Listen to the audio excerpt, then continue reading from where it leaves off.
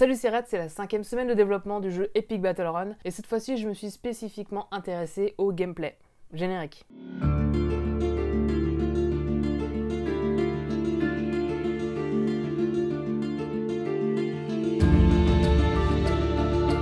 J'ai fait plusieurs tests par rapport aux mécaniques que je voulais mettre en place dans le jeu. Donc ce système de cercle et de timing pour pouvoir attaquer l'adversaire. Et je me suis rendu compte en creusant cette fonctionnalité-là que ça allait être très difficile de rendre ça intéressant tout au long du jeu. Le but étant d'améliorer le gameplay au fur et à mesure de l'exploration pour pouvoir rendre le jeu de plus en plus intéressant.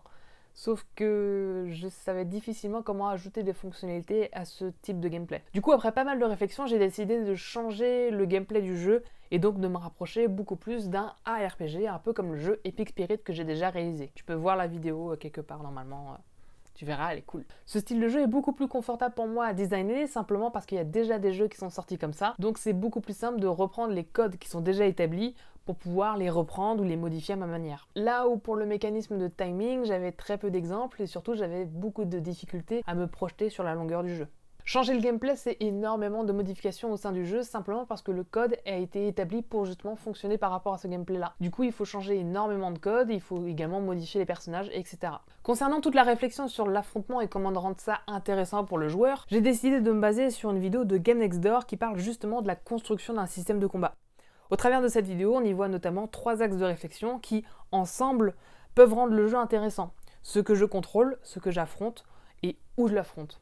Et bien sûr, j'ai commencé à travailler sur le premier axe, donc notre héros. Tout au long de la semaine, j'ai donc travaillé sur les premières mécaniques relatives à ce personnage-là. Donc la première étape, ça a été de réorganiser l'environnement et ajouter des box de collision pour ne pas traverser le sol, à cause de la gravité. Sinon, c'est chiant.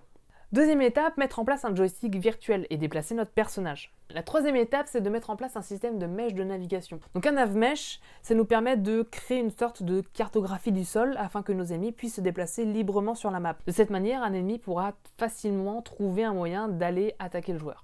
Quatrième étape, faire les prémices de l'intelligence artificielle. Donc là, notre ennemi se déplace sur la map pour aller à la rencontre de notre personnage. Ensuite, notre héros, il faut bien le faire agir. Donc on ajoute un bouton d'action. Ce bouton d'action va lancer l'animation d'attaque du personnage. Et au sein de cette animation-là, on a mis une clé pour définir quand est-ce que le personnage doit effectivement toucher l'adversaire. Cette clé-là, elle est importante par rapport à la cohérence des actions. Simplement parce qu'on ne veut pas que l'ennemi se fasse toucher quand notre personnage est en train de prendre de l'élan avec son épée. Du coup, il faut placer une clé exactement au moment où l'épée va effectivement toucher le personnage. Sinon ce serait pas très logique. Et donc au moment de l'impact, il va y avoir énormément de mécanismes en jeu. Au sein de notre soldat, on a créé une zone qui définit la portée de l'attaque. Donc tous les personnages qui seront dans cette zone au moment de l'impact seront touchés. Pour savoir si un ennemi est dans la zone d'impact ou pas, on lui définit une capsule de collision qu'on appelle une hitbox. Donc au moment de l'attaque, on va regarder notre zone d'impact. Et si on remarque des hitbox qui sont dans cette zone, alors on va leur communiquer l'information qu'on les a touchés. L'information de la hitbox va remonter au personnage qui se fait attaquer dans le but de pouvoir jouer une animation d'impact et de perdre des points de vie. Là, c'est une version qui est très simplifiée puisqu'à chaque étape, on peut intercaler des événements, des notions spécifiques pour rendre le jeu de plus en plus complexe. Et ça, je t'en parlerai quand je le ferai sur le jeu. Et avec ça, on travaille sur l'environnement de forêt. Et tu l'auras peut-être remarqué, mais c'est stylé. Du coup, tu l'auras probablement compris, c'est pas moi qui ai fait ça. Non, moi, je sais juste faire des tables et des chaises dans le jeu. Là, c'est Anna qui avance dessus, il y a déjà plusieurs maps qui sont faites et qui sont intégrées au jeu.